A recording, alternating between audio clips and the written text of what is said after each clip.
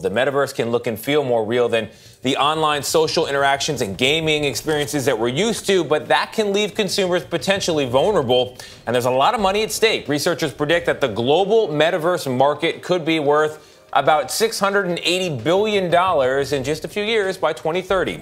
If a hacker can access that camera, they can see into your office. They can see into your bedroom. They can see inside of your home. And because you're so immersed, people may actually have a trauma response. Today, we're going to talk about the metaverse. Facebook Meta outrage. Well, for Facebook, will Meta make everything better? Welcome to the Metaverse.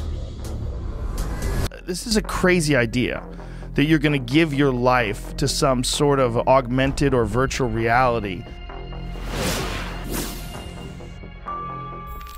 Let's talk about the metaverse, because I'm really fascinated by this decision of Facebook to change the name of Facebook to Meta and to the metaverse, which I think people are just they're gonna realize that this is a crazy idea that you're gonna give your life to some sort of augmented or virtual reality world that's created by a guy who's involved in this company whose algorithms are sowing the seeds of distrust and hate.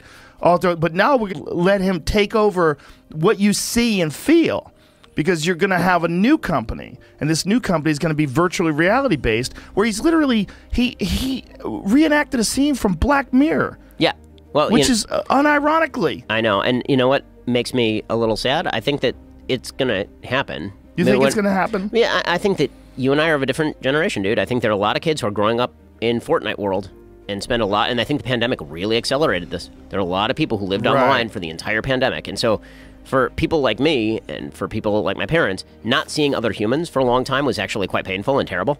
Like, we actually did want to get out and be with the community and see friends and do that sort of stuff. What if you spend your entire life, from the time you're a little kid, interacting with screens? What if those screens are getting increasingly sophisticated so that they are interacting with you in ways that humans would? What if you get to be whatever, like, we're a society, we were just talking about this, where you get to be whatever you want to be? What if there's a world where you actually can be and everybody sees you the way you want to be seen? Would you rather live there where you're like rich and good looking and everybody likes you, or would you rather live in the real world where you're disconnected from all of that and you end up with like Ready Player One world? I think it's going to happen. It's as long as it can become indistinguishable from reality, which it will be able to be. It's going to take time, whether it's 5 years or 10 years. If you go back and look at Pong, which was the first game that I ever saw when I was a child. It's ridiculous. It's like a white ball that bounces across, and you have a straight line. Two paddles, yep. That's a paddle. And it's the dumbest game that you could never convince a child to play today. They'd be like, get out of here with that stupid game. I can go play Halo, right? But back then, when I was a child, that was a big deal. If you extrapolate, if you just go in the future from now, what they have available now with these insane video graphics, the Unreal Engine, and then move yourself 20 years in the future, yeah, it's going to be indistinguishable. And the AI is getting better and better in terms of being able to imitate human behavior, in terms of being able to innovate on its own. And haptic feedback suits and all these different things, and all these video games that they have that emulate sports. They're getting so close. When you watch these basketball games, and the UFC has a game, when you watch these the players, the fighters move around, like, God, it's so close. It's not quite there, but they're getting better and better with each iteration, and it's just a matter of time. And what I wonder is if we are innovating ourselves, and when it comes to this stuff, if we're innovating ourselves out of existence as a civilization. But don't you think that's probably where this goes, no matter what? No, I think then the barbarians come to the gate. I think that's what happens. Really? Because the real world still exists. So if you innovate an entire generation of people, and let's just take this on the most baseline demographic level, none of them get married, none of them have babies. In 2 generations, this ain't going to matter. You're going to have a good time in the virtual reality, and then there are going to be no babies to carry this on. And the only people on Earth are going to be religious Jews, religious Catholics, and religious Muslims, and that's it.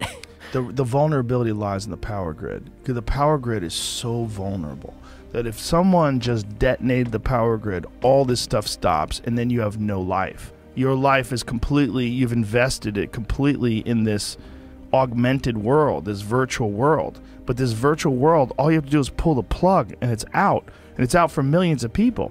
It's like the equivalent of dropping a nuclear bomb on a culture. Like, if you really all live inside of a computer system some sort of a VR. It's virtual reality. Yeah, no, that's right. And what I fear is that when you do that to a civilization, it's basically the equivalent of you bring in a wild animal and you put it in a cage for a long time, and now you can't release it back in the wild, right? It's going to get eaten. What happens to you as a civilization? Right? What happens if you've taken an entire generation of people, told them that their entire life exists online, they don't have to interact with other humans, they don't have to interact in human ways with other humans, and then there's like an entire other Earth out there that isn't doing any of this. Right? By the way, China's not doing this. Right? No. China's banning it. Yeah. China's banning it. China's saying you're not allowed to go online certain days of the week if you're a kid. Right? We're going to ban the kind of stuff that you can see. So, in the long run, which civilization is going to be more durable? The one that actually understands the vulnerabilities of human nature, or the one that says, we're going to use those vulnerabilities to make you feel subjectively happier? I'm amazed at the level of conditioning. Like, here's what killed me about the pandemic, honestly. Like, what killed me? The level of conditioning that it took in order to rejigger how people think was so low. It shocked the hell out of me. It really shocked me. I was talking to my business partner, Jeremy Boring, about this, and early on in the pandemic, he was like, people aren't going to stand for this. Like, when they'd shut everything down, it's like 3 months from now, people are going to be losing their minds. They're going to be out on the streets protesting to get rid of the masks, and they're going to be out at ball games again. I was like, that's not right. I think it'll take a year. We're like a year and a half in, and half the country's still like, well, what if this just kind of continues? Like, all right, I guess. Like, the amount of dependency that was bred by people saying, just go back to your house. And people human beings are really adaptable. And this is something that Brett Weinstein and Heather Heying talk about, right? That's our superpower. We're super duper adaptable. Yeah. So we're super adaptable. To our own detriment. Sometimes to our own detriment. So if we change our social circumstances radically in a way that's unhealthy for us, and we are now interacting with technologies that were built to take advantage of our lizard brain, then what happens when there are people who are just not engaging in the same, they're not playing the same game that we are, right? We're essentially drugging ourselves. Robert Nozick is the libertarian philosopher. He talks at one point about what he calls the experience machine. It's the thought experiment. And the experience machine is basically VR. He's writing this in early 1960s. He says, what if there was a machine where you could plug into it, you'd feel the illusion of choice, you'd feel as though your choices had some sort of significance, and it would give you the dopamine hit that you get in regular life. Would you plug into it or would you not? Right. And his theory was you wouldn't plug into it because you still want to feel like your life has real-world consequences. But what if everybody you know is in that experience machine? Then you're the one who gets left out if you're not in the experience machine. What is real world? I mean, that's what the problem is. That analogy was created before the sophistication of computer systems has reached the point now where you can look at it 20 years from now and you kind of get an understanding of where it's going to be. When you're dealing with what's possible now, I don't think you're going to be able to stop people from doing it because I think it's going to be so overwhelmingly addictive. You look at how many people are just addicted to looking at their Instagram. Yep. It's so simple. Yeah. It's nothing. I mean, it's nothing. The dopamine hit you get off of this little phone, it's minimal, but people are completely all in on it. Yep. And I think that I do wonder if there's going to be, and I wonder what you think about this, if there's going to be a bifurcation in the same way there's been a bifurcation about so many issues between the people at the top of sort of the elite spectrum and the rest of the population, where the people at the elite spectrum are making the metaverse, but their kids aren't actually in the metaverse. Right. Like Steve Jobs didn't let his kid use an iPad. Exactly. I'm on the internet. My kids are 7, 5, and 1. They're not allowed. We don't have the TV on in our house. My kids don't watch TV. My kids don't get internet access until they're like 18. Like, that is not a thing I want. 18? They can be out of my house and they can get internet. They're going to do drugs. They're going to be in the street.